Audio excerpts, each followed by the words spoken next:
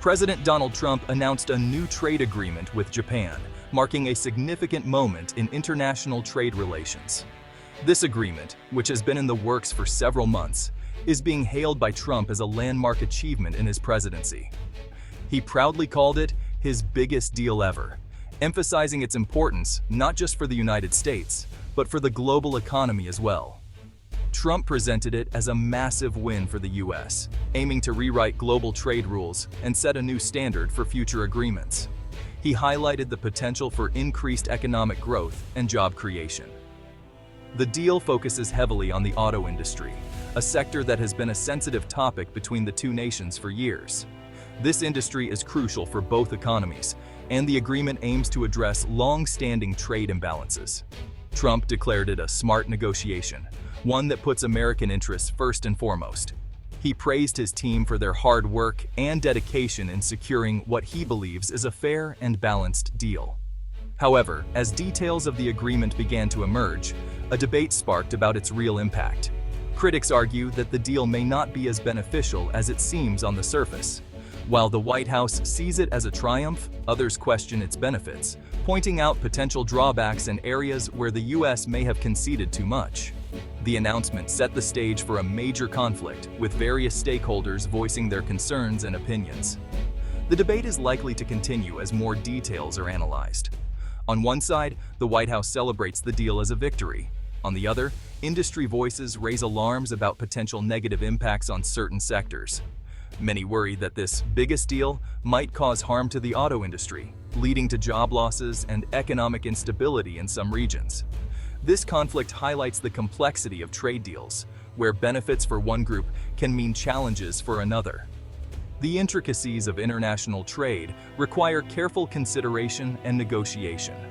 A move to help one part of the economy can inadvertently hurt another, creating a delicate balance that leaders must navigate. Balancing these interests is a challenge for any leader, and the outcome of this agreement will be closely watched by both supporters and critics alike. The true impact of the deal will unfold over time as its provisions are implemented and assessed. At the heart of the trade deal lies a pivotal issue that has sparked intense debate and discussion among policymakers and industry leaders alike. This issue is the tariff on Japanese cars, a topic that has been a focal point in trade negotiations for years. The new agreement sets this tax at 15%, marking a significant change from previous policies and altering the landscape of international trade. Typically, the standard U.S. tariff on cars imported from most countries is much higher, often reaching up to 25% or more. This special rate for Japan has become a lightning rod for controversy, drawing criticism from various quarters. Critics argue that it gives Japanese car companies an unfair advantage in the competitive automotive market, potentially undermining American manufacturers.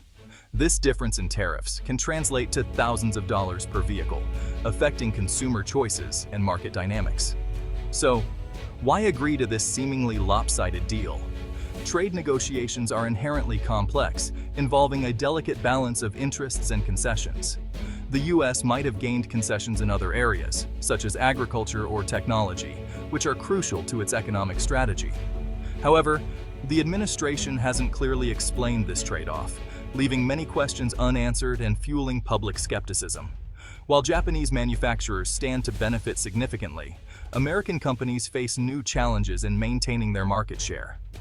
This tariff debate is central to broader discussions on fairness, economic policy, and the future of jobs in the automotive sector. It raises profound questions about America's economic future, its role in global trade, and the impact on domestic industries and workers.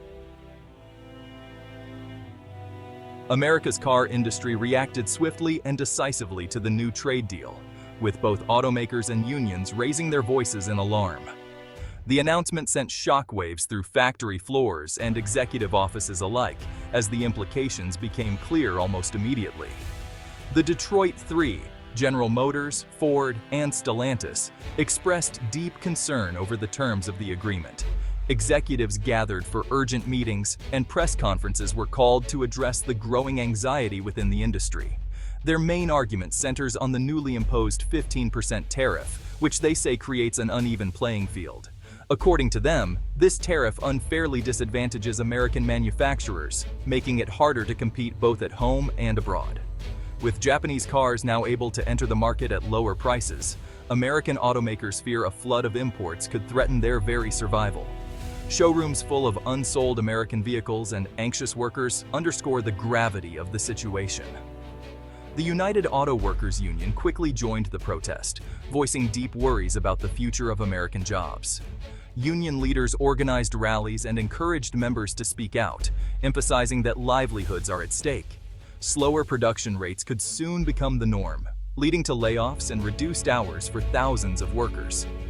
The sight of idle assembly lines and worried faces paints a stark picture of what could come. In a rare display of unity, executives and union leaders have come together, setting aside their usual differences. This collaboration sends a powerful message to lawmakers and the public.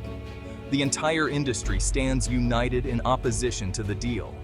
They see the agreement as a direct threat to the future of the American auto sector, putting not just profits, but entire communities at risk. The anxiety is palpable on factory floors and in towns that depend on these jobs.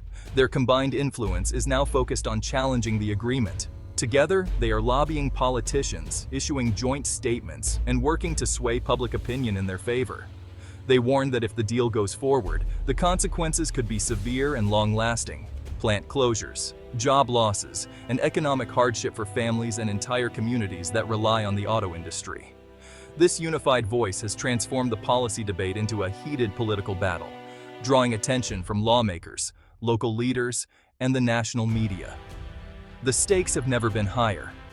Ultimately, the controversy highlights just how much is at stake for American manufacturing. The outcome of this debate will shape the future of the industry, the livelihoods of millions, and the economic health of the nation. For Americans, this deal impacts car buying. Lower tariffs could make Japanese cars cheaper. This appeals to budget-conscious shoppers. Cheaper products mean more choices and savings. However, it could hurt American automakers' sales. Less profit means less investment in jobs. Short-term savings could cost American jobs long-term. The dilemma: immediate consumer benefits versus workforce stability. The deal forces a tough conversation about priorities. Do we want low prices now or stable domestic industries? The Trump administration defends the deal as a strategic victory. They argue it balances many interests, not just the auto industry. The deal offers wins for American farmers and tech sectors. Concessions on auto tariffs were necessary for broader gains. The administration sees it as a net positive for the U.S. They emphasize its role in foreign policy, strengthening ties with Japan. The White House urges patience, confident in their strategy. They believe the deal's benefits will become clear over time. Automakers and unions are taking action. They urge the administration to revise the car tariff section. Their plea challenges the president's claim of victory. They present data showing potential job losses. The call for change puts the administration in a tough spot. Ignoring the industry's concerns could have political consequences. The decision will reveal their priorities and relationship with American workers. The trade conflict raises questions about America's global role. The deal signals a shift to one-on-one agreements. This approach could unsettle allies and weaken U.S. influence. Nations might turn to other powers like China. The deal highlights tensions within the U.S. economy. It forces Americans to choose between global competition and domestic protection. This trade deal is a test of the administration's strategy. Its outcome will signal America's direction in global economics.